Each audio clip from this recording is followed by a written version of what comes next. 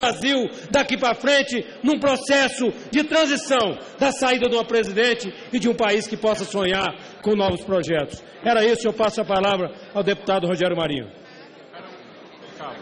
Senhor presidente, senhoras e senhores deputados, pedi a repartição do tempo com o nosso líder Nilson, porque acredito que muitos deputados aqui presentes estão precisando aprender um pouco a respeito da história. A história é cíclica, ela se repete. Mas a história é imutável, existem versões, mas a história está aí, precisamos aprender com ela. Eu escutei vários parlamentares que subiram à tribuna ou falaram aí do próprio plenário, com alcunhas, por exemplo, como fascistas em relação ao movimento que lá está acampado em frente ao Congresso. Fascistas contra aqueles que empinaram um boneco de maneira bem-humorada ou pichuleco, estão percorrendo o Brasil, fazendo uma crítica pertinente, apesar de peculiar. Aliás, existe aqui um partido nessa casa que tem perseguido o pichuleco com faca e tem colocado nas redes sociais que está comemorando na hora que perfura um pichuleco, esquecendo talvez que na história recente do Brasil, bonecos foram feitos para criticar figuras públicas, sem que da parte deles houvesse essa demonstração de fascismo, de intolerância, de falta de democracia, daqueles que não sabem e não conseguem conviver com a democracia burguesa. Sim, democracia burguesa, porque são partidos que se apropriam desse instrumento para, dentro da democracia, fazerem a sua revolução bolivariana. E falo assim porque o fascismo é irmão do comunismo. Benito Mussolini foi comunista.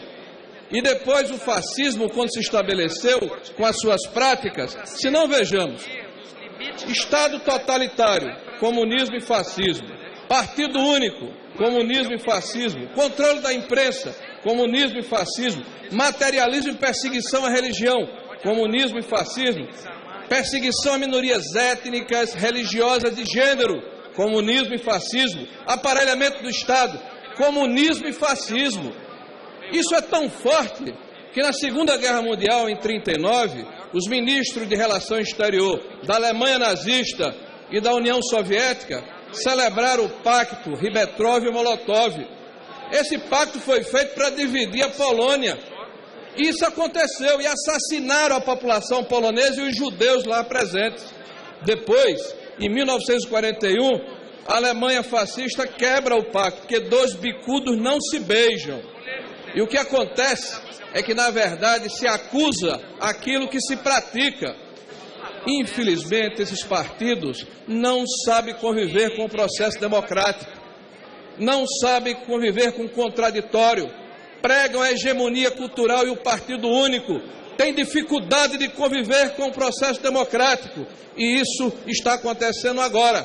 É muito triste quando vemos, e eu estou aqui há 3 mandatos, centenas de manifestações democráticas, sem que houvesse enfrentamento por parte de outros grupos. Mas agora, quando o Movimento Brasil Livre acampa ali em frente, nós vemos aqui líderes partidários incitando a violência. E o que é pior, incontinente, só concluir, senhor presidente. Incontinente, uma facção, um exército aparelhado, segundo Lula é o exército do PT, o MST, o Movimento Sem Terra, que não tem CNPJ, que não tem responsabilização, são na verdade aqueles que agridem a Constituição porque atentam contra a propriedade privada e contra o Estado de Direito, se instalam para agredir, não para fazer o contraditório. Se instalam para esfaquear, estapear e intimidar.